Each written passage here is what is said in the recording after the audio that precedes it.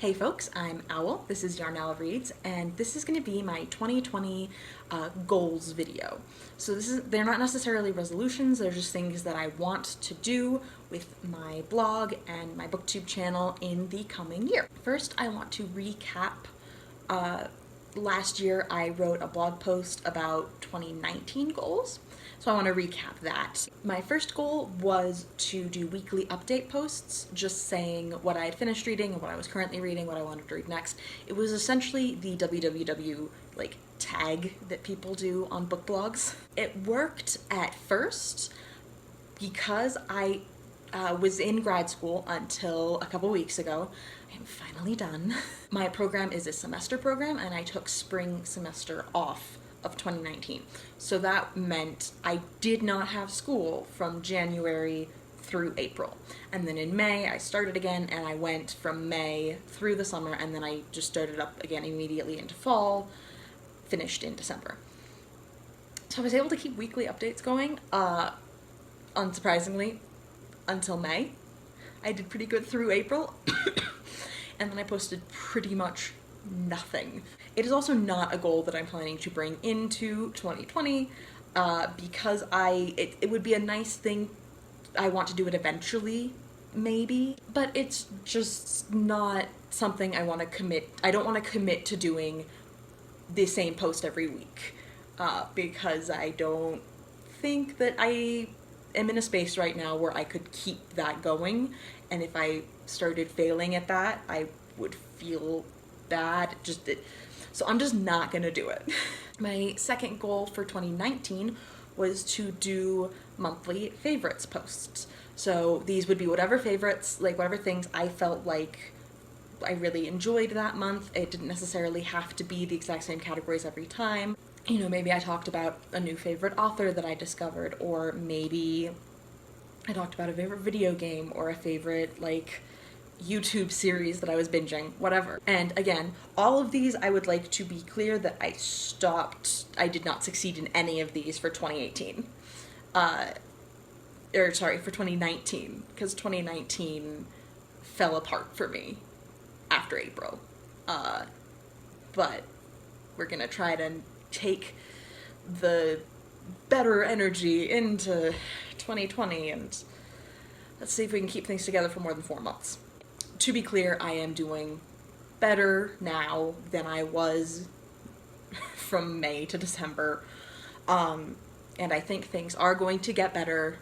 It's just that was a really rough time. So the monthly favorites is something I want to take into 2020. The husky's having a dream. Kiara. Kiara. Hi. Good morning. Good girl. Yeah. Okay. So that is something I want to take into 2020. I want to celebrate the things that make me feel good and make me happy, and it is just unstructured enough that I think that it will work well for me. The third goal in that post was I wanted to use templates more. I wanted to figure out how to make templates for my WordPress blog. So that was obviously, these goals were all very much blog focused. And I actually did pretty good at that. I made a lot of templates. Templates? How do you say it?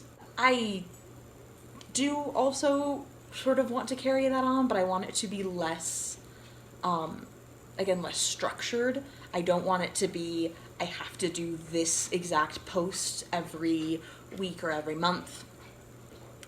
So I do think it will make creating content easier if I'm not just starting from a blank post, and if I can see what my favorites were last month if I feel like I need inspiration. But I also don't want things to feel like an obligation. So I need to find that line between things feeling like feeling pressured to do certain things and making content creation easier for myself. Here's hoping. The fourth goal on my post last year was to institute a TBR jar. I say it like that because there was no jar involved. There was a spreadsheet, and I broke it into rows of 20. I put all my books on there, broke them into rows of 20, and I rolled for each, not row, column. I broke them into columns of 20, and I rolled for each column. The idea, I guess, was that I was going to roll for each column every month. That would pull 4 books, and then I was going to read one of them. I was going to, like, push myself to read one of them. Obviously, that was a thing that created pressure. Not something I'm going to do right now for a lot of different reasons. 1, because I don't want to create that pressure for myself, but 2, because I don't have any books out right now. All of my books are still packed. This is something I mentioned in the last video. They're going to keep being packed until later, until sometime in 2020. We're not buying bookshelves for this apartment. We're going to wait until we have a house, and we're going to buy bookshelves then, and we're going to unpack things then. So for now, I can't, like, my TBR jar was all of my, like, physical books, or, like, all of the books that I personally owned, not necessarily books I could check out from the library. So that's not going to work. If I do try and do something like this later in 2020, it's going to be a digital version. So it's going to be me trying to read more of my ebooks and digital audiobooks that I own. If that ends up happening, great. If it doesn't, that is okay. And finally, the last thing that was on that 2018 post for goals of 2019 was that I wanted to complete all of the reads that I hadn't finished in 2018. My best friend Destiny, who runs the blog and now Booktube channel, Howling Libraries, she had a readathon at the very beginning of 2019 called the Late-a-thon, and I participated in that, and my version of that was to read books I hadn't finished that I had started in 2018. It kind of worked. I sort of did that. Honestly, I don't really remember how I did with that goal, but I don't have any reads that I have that are incomplete now and that I want to take into 2020, so I don't have to worry about bringing that goal forward into this year. And then I have 3 more goals that I want to include specifically going into 2020. And the first one is, as far as my blog is concerned, no more themes. I'm not worrying about creating themed, like, headers for any posts that I do. I'm not going to create headers at all, honestly, at least not for now. Again, that's something that I think would be cool eventually, especially when I have, when, like, tools exist like Canva that make that sort of thing very easy. But right now, it is a thing that I think about. I'm going to do a blog post, and then I think I don't do it because I don't want to make a theme. Whatever. Not going to do that for now. Just going to post things without pictures. And then my extension of that into Booktube is just going to be, I'm going to, like, put really minimal pressure on myself as far as editing goes. I'm not going to be, like, I will think of things, and it's like, I want to do that, and that would be fancy. But I'm not going to make myself do stuff like that. I'm not going to make those thoughts, I'm not going to let them be the reason I don't create content. Or at least that's the goal. The second thing I want to do is I want to use a computer more for what I do. So since I really started blogging and Booktube, I have used my phone for everything. I've had an iPhone for this whole time. And I use the iPhone camera app for filming. I use the iMovie app for editing, and then I use Canva to make thumbnails. And then for blogging, I use the WordPress app, and then again Canva for any images that I wanted to make. And it has worked fine. But a lot of the reason I did everything completely from my phone was because computers had, like, for the last few years, computers have had a very academic tone for me, and that was not a good feeling. I associated it with due dates and with stress and with things that I don't want to associate with that anymore. So we have 2 computers. We have a desktop and we have a laptop. It's my wife's laptop. Neither of us is in school. Neither of us has to associate our computers with those negative feelings, and so I want to sort of rehabilitate that. I want to use the laptop to do more things with blogging and with Booktube. a big thing that I want to do is, a big reason I want to do this, and a thing I want to do on the computer, is captions. I have not captioned a video in over a year because I have not used my computer to do pretty much anything but homework in over a year. And you can't caption YouTube videos from the YouTube like creator studio. And that's really upsetting to me. That's a thing that I was very insistent that I was going to do when I started Booktube, was that I was going to make everything accessible. I was going to caption all my videos. And I haven't done that in a very long time. So having a computer, using the computer, is just going to open up a lot more options for my content creation, and it's going to let me do a lot more things.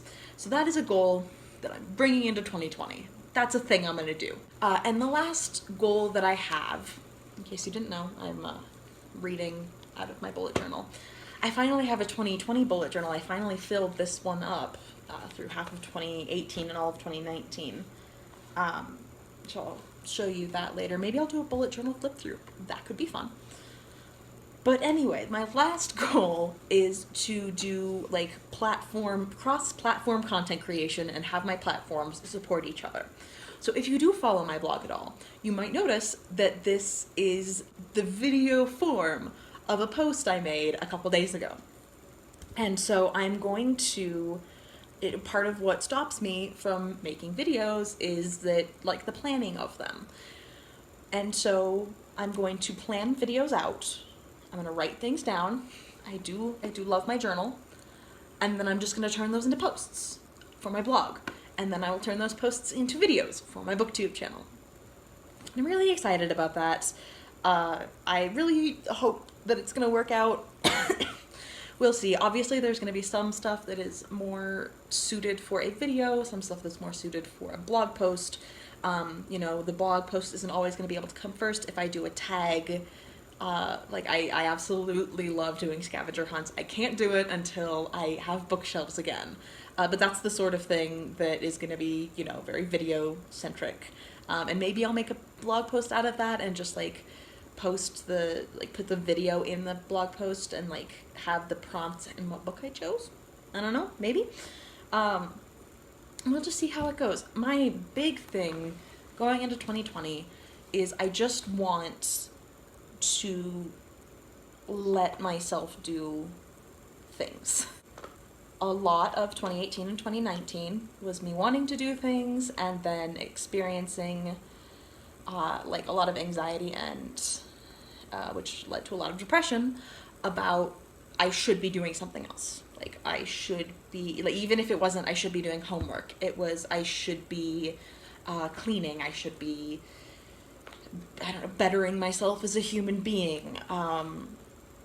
Or, like, I had so many things, like, during that January to April point, I had so many things that I wanted to do that I started to feel, I just had so much trouble choosing what to do at any given point.